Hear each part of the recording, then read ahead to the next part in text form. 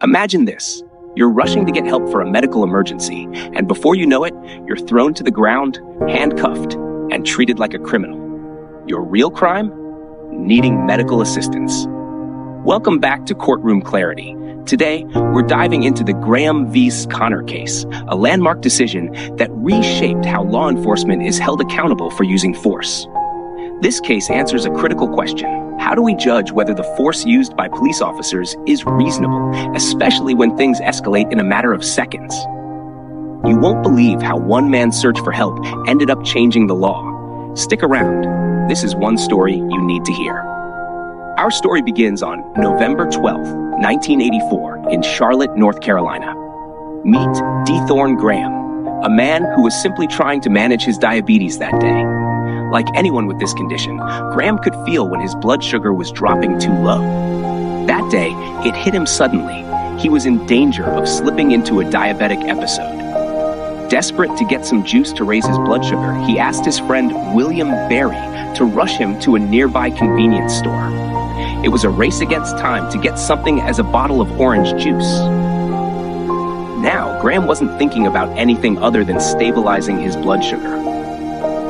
But when he entered the store, he saw a long line ahead of him, and the urgency of his situation pushed him to leave without buying anything. He hurried back to Barry's car and asked him to drive to a friend's house instead. But that's when everything went wrong. As Graham and Barry drove off, Officer Connor of the Charlotte Police Department was watching. Seeing Graham rush into and out of the store set off alarm bells for the officer. Something didn't seem right to him. It looked suspicious. Acting on this gut feeling, Officer Connor decided to follow the car and conduct an investigatory stop. Not knowing that Graham was having a medical emergency, Officer Connor pulled them over about half a mile away from the store. As soon as the officer approached, Barry explained that Graham was having a sugar reaction due to his diabetes. But Officer Connor wasn't convinced. Instead, he told the two men to wait while he went back to his patrol car to check on the situation at the convenience store. As Officer Connor called for backup, things took a sudden turn. Graham, disoriented from his dropping blood sugar, got out of the car and began running around. He was clearly confused and in distress. He ran around the car twice before sitting down on the curb, and eventually he passed out. But instead of recognizing Graham's medical condition, the officers saw him as a potential threat. Backup officers arrived quickly, and the scene became chaotic. One officer rolled Graham over onto the sidewalk and cuffed him tightly, ignoring Barry's pleas to get Graham some sugar to help his condition. Another officer, adding fuel to the fire, claimed, "I've seen people with diabetes, and they don't act like this. He must be drunk."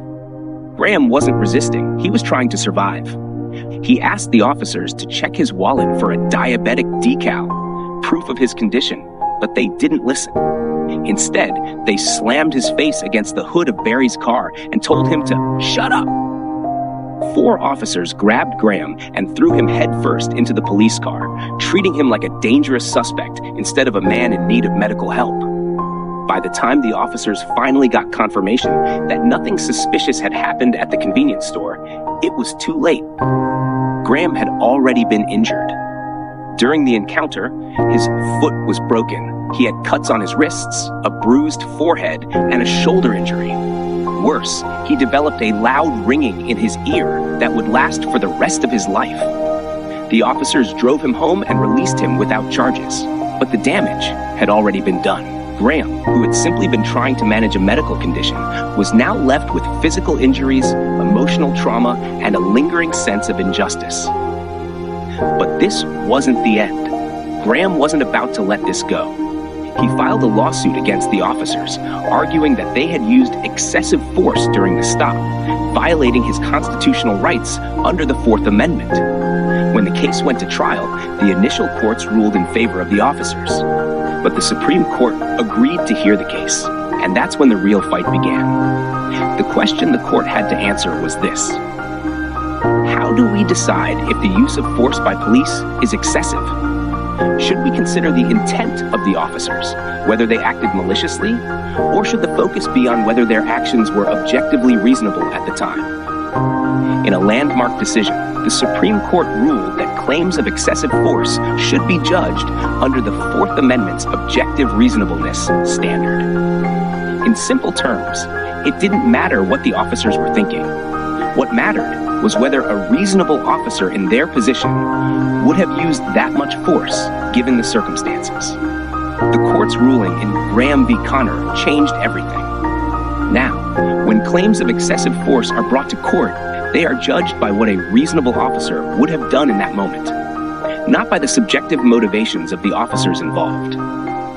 This decision created a standard that balances the need for police officers to act quickly in tense situations with the rights of individuals not to be subjected to unnecessary force. But this ruling left one big question.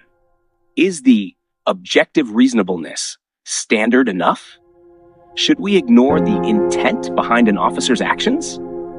Graham v. Connor remains one of the most important cases in American law when it comes to police use of force. It set a precedent that affects every excessive force claim in the country. But the debate continues. Should the courts consider the subjective intentions of officers, or is focusing on the objective reasonableness of their actions the right approach? What do you think? Let us know in the comments below. If you found this deep dive into the legal system informative, don't forget to like, share, and subscribe to Courtroom Clarity for more eye-opening breakdowns of the law. Until next time, stay informed, stay curious, and stay aware.